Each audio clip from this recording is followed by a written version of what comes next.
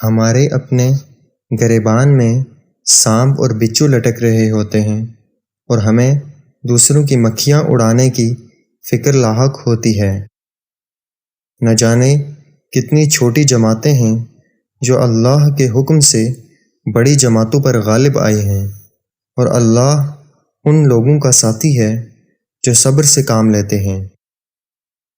میرے پاس ایک بلی تھی، اس کو جب بھی بھوک لگتی تھی آ کر میرے پاؤں چاٹتی تھی اور میں اسے کھانا دے دیا کرتا تھا۔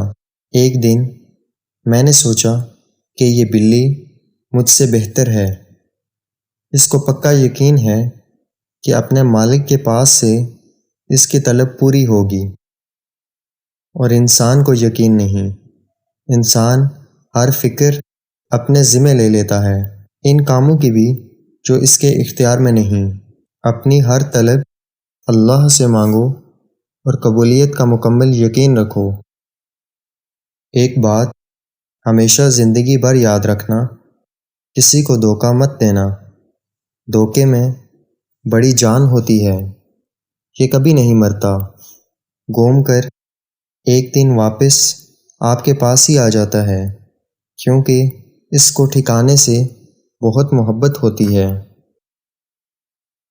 صابرین کے ساتھ ہے اللہ، شاکرین کے ساتھ ہے اللہ۔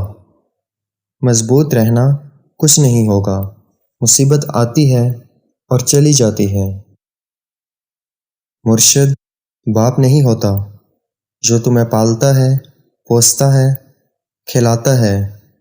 مرشد استاد بھی نہیں ہوتا جو تمہیں پڑھاتا ہے، لکھاتا ہے، تمہاری تربیت کرتا ہے۔ مرشد تو بس دیکھتا ہے اور بندہ بدل جاتا ہے۔